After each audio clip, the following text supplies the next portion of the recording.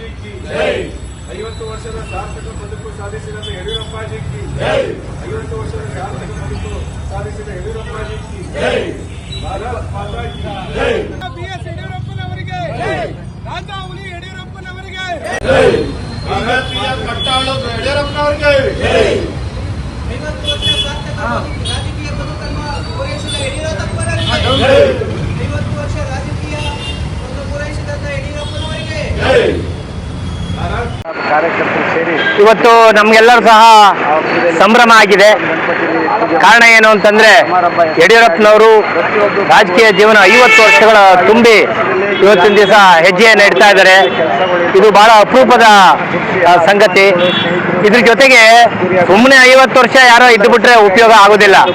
ಒಂದೊಂದು ದಿವಸನೂ ಸಹ ಯಡಿಯೂರಪ್ಪನವರು ರೈತರ ಪರವಾಗಿ, ಕೂಲಿ ಕಾರ್ಮಿಕರ ಪರವಾಗಿ, ಬಡವರ ಪರವಾಗಿ ಹೋರಾಟವನ್ನ ಮಾಡಿದಂಥವ್ರು. ಈ ರಾಜ್ಯದಲ್ಲಿ ಭಾರತೀಯ ಜನತಾ ಪಾರ್ಟಿ ಇವತ್ತೇನಾದ್ರೂ ಈ ಸ್ಥಿತಿಗೆ ಬರಬೇಕು ಅಂದ್ರೆ ಸನ್ಮಾನ್ಯ ಶ್ರೀ ಯಡಿಯೂರಪ್ಪನವರೇ ಕಾರಣ. ಇದ್ರ ಜೊತೆಗೆ ಅವರು ಮಾಡಿದಂಥ ಹೋರಾಟಗಳು, ಅವರು 4 ಬಾರಿ ಈ ರಾಜ್ಯದಲ್ಲಿ ಸರ್ಕಾರವನ್ನು ರಚನೆಯನ್ನು ಮಾಡಿದ್ರು. ಬರೀ ಸರ್ಕಾರವನ್ನು ರಚನೆ ಮಾಡಲಿಲ್ಲ, ಬೇಕಾದಷ್ಟು ಹೆಣ್ಣುಮಕ್ಕಳಿಗೆ ಮನೆಯಲ್ಲಿ ಹೆಣ್ಣು ಹುಟ್ಟಿದ್ರೆ ಏನೋ ಒಂಥರ ಆತಂಕದ ವಾತಾವರಣ ಇತ್ತು. ಅಂತಹ ಸಂದರ್ಭದಲ್ಲಿ ಯಡಿಯೂರಪ್ಪನವರು ಭಾಗ್ಯಲಕ್ಷ್ಮಿ ಯೋಜನೆಯನ್ನು ಜಾರಿಗೆ ತಂದು ಅವರಿಗೆ ಹೆಣ್ಣು ಮಕ್ಕಳಿಗೆ ಒಂದು ಡೆಪಾಸಿಟ್ ಅನ್ನು ಮಾಡಿ ಅವರು ಮದುವೆ ಸಂದರ್ಭದಲ್ಲಿ ಉಪಯೋಗವಂತ ರೀತಿ ಮಾಡಿದ್ರು. ಲಾಟ್ರಿ ನಿಷೇಧವನ್ನ ಮಾಡಿದ್ರು, ಸರಾಯಿ ನಿಷೇಧವನ್ನ ಮಾಡಿದ್ರು, ರೈತರ ಪರವಾದಂತಹ ಒಂದು ಬಜೆಟ್ ಅನ್ನ ಮಂಡಿಸಿದ್ರು. ಈ ದೇಶದಲ್ಲಿ ಏಕೈಕ ವ್ಯಕ್ತಿ ರೈತರ ಬಜೆಟ್ ಅನ್ನು ಮಂಡಿಸಿದ್ರು ಅಂದ್ರೆ ಅದು ಯಡಿಯೂರಪ್ಪನವರು.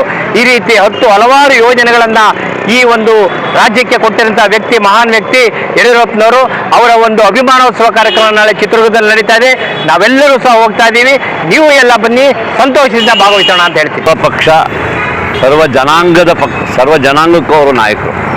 ಏಕೆಂದರೆ ಅವರು ಕೊಟ್ಟಂಥ ಯೋಜನೆಗಳು ಒಂದಲ್ಲ ಎರಡಲ್ಲ, 106 ಯೋಜನೆಗಳು, ರೈತರು ಕೊಟ್ಟಂಥ ಯೋಜನೆಗಳು, ಬಡವರಿಗೆ ಕೊಟ್ಟಂಥ ಯೋಜನೆಗಳು, ಹೆಣ್ಣು ಮಕ್ಕಳಿಗೆ ಕೊಟ್ಟಂಥ ಯೋಜನೆ, ಮಕ್ಕಳುಗಳಿಗೆ ಕೊಟ್ಟಂಥ ಯೋಜನೆಗಳು. ಈ ಯೋಜನೆಗಳು ಒಂದಲ್ಲ ಎರಡಲ್ಲ 106 ಯೋಜನೆಗಳು ಕೊಟ್ಟಂಥ ಯಡಿಯೂರಪ್ಪನವರು 4 ಬಾರಿ ಮುಖ್ಯಮಂತ್ರಿಯಾಗಿ ಇವತ್ತು ರಾಜಕೀಯದ ಭವಿಷ್ಯದಲ್ಲಿ 50 ವರ್ಷ ಪೂರೈಸಿ ಜನ್ಮೋತ್ಸವವನ್ನು, ಅಭಿನಂದನೋತ್ಸವವನ್ನು ಚಿತ್ರದುರ್ಗದಲ್ಲಿ ಆಚರಣೆ ಮಾಡ್ಕೊತಾ ಇದ್ದಾರೆ. ಎಲ್ಲ ಅಭಿಮಾನಿಗಳಿಗೆ ಎಲ್ಲ ಇಡೀ ರಾಜ್ಯದ ಜನರಿಗೆ ಇದೊಂದು ಹುಟ್ಟು. ಅವರ ಮನೆಯಲ್ಲಿ ಎಷ್ಟು ಹಬ್ಬದ ವಾತಾವರಣ ಇದೆ, ಅದೇ ಥರ ಯಡಿಯೂರಪ್ಪನವರ ಹುಟ್ಟುಹಬ್ಬ ಎಲ್ಲರ ಮನೆಯಲ್ಲಿ ಅವ್ರದೇ ಹುಟ್ಟುಹಬ್ಬ ಅನ್ನೋ ಥರದಲ್ಲಿ ಆಚರಣೆ ಮಾಡ್ತಾ ಇದ್ದಾರೆ. ನಿಜವಾಗ್ಲೂ ಅವರಿಗೆ ಆಯುಷ್ಯ ಆರೋಗ್ಯ ಭಾಗ್ಯ ಕೊಟ್ಟು 106 ವರ್ಷ ಬದುಕಿ ಅವರು ಮತ್ತೆ ರಾಜ್ಯದಲ್ಲಿ BJP ತರುವ ಮುಖಾಂತರ ಶ್ರಮಪಟ್ಟು ಮತ್ತೆ ಅವ್ರು ಯಾರು ಹೇಳ್ತಾರೆ ಅವ್ರನ್ನ BJPಯ ಮುಖ್ಯಮಂತ್ರಿ ಮಾಡುವ ಮುಖಾಂತರ ಮತ್ತೆ ಅವರಿಗೆ ಒಳ್ಳೆಯದಾಗಲಿ ಅಂತ ಹೇಳೋಕ್ಕೆ ನಾನು ಇಷ್ಟಪಡ್ತೀನಿ. ಬಹಳಷ್ಟು ಸಂಖ್ಯೆಯಲ್ಲಿ ಮೈಸೂರಿನಲ್ಲೂ ಹೋಗ್ತಾ ಇದ್ದಾರೆ ಮತ್ತು 10 ಲಕ್ಷ ಜನ ಸೇರಬೇಕು ಅಂತ ಬರ್ತಾ ಇದೆ. ಅಮಿತ್ ಶಾ ಅವರು, ಕೇಂದ್ರ ಸಚಿವರು ಅಮಿತ್ ಶಾ ಅವರು ಪಾಲ್ಗೊಳ್ಳಲಿದ್ದಾರೆ. ಮತ್ತು ಯಡಿಯೂರಪ್ಪನವರು ಸಾಧನೆ ಏನಂದರೆ ಮಕ್ಕಳಿಗೆ ಉಚಿತ ಸೈಕಲ್ ಕೊಟ್ಟಂಥದ್ದು, ಅದೇ ರೀತಿ ಭಾಗ್ಯಲಕ್ಷ್ಮಿ ಯೋಜನೆ ಅವನ್ನೆಲ್ಲ ತೆಗೆದುಹಾಕಿದ್ದಾರೆ. ಅವನ್ನ ಈ ಕಾಂಗ್ರೆಸ್ ಸರ್ಕಾರದಲ್ಲಿ ಅವರು ಮಾಡಿದಂಥ ಕೆಲವು ಯೋಜನೆಗಳನ್ನ ತೆಗೆದುಹಾಕಿದ್ದಾರೆ. ಅದನ್ನು ಮುಂದುವರಿಸಬೇಕು ಅಂತ ತಮ್ಮಲ್ಲಿ ವಿನಂತಿ ಮಾಡ್ತೇನೆ.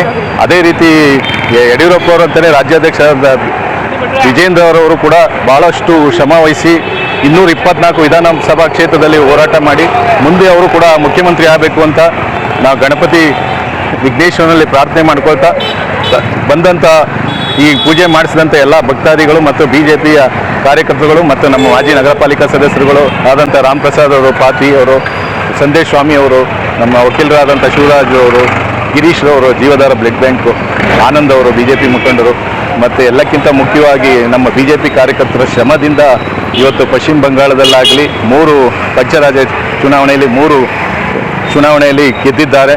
ಅವರಿಗೆ ಇದು ಶ್ರಮ ಕಾರ್ಯಕರ್ತರು, ಅವರಿಗೆಲ್ಲ ಅಭಿನಂದನೆ ಸಲ್ಲಿಸಿದಂಥ ನಮ್ಮ ನರೇಂದ್ರ ಮೋದಿ ಅವರಿಗೆ ಮತ್ತು ಅಮಿತ್ ಶಾ ಜಿ ಅವರಿಗೆ ಮತ್ತು ರಾಜ್ಯಾಧ್ಯಕ್ಷರಾದ ವಿಜೇಂದ್ರ ಅವರಿಗೆ ಧನ್ಯವಾದ ಸಲ್ಲಿಸ್ತೇನೆ. ನಾಳೆ ಹೆಚ್ಚಿನ ಸಂಖ್ಯೆಯಲ್ಲಿ ಕಾರ್ಯಕರ್ತರು ಮೈಸೂರಿಂದನೂ ಕೂಡ ಹೋಗ್ತಾ ಇದ್ದೀವಿ. ಈ ಕಾರ್ಯಕ್ರಮ ಯಶಸ್ವಿಯಾಗಿ ನಡೆಯಲೆಂದು ನಾನು ಭಗವಂತನಲ್ಲಿ ಪ್ರಾರ್ಥನೆ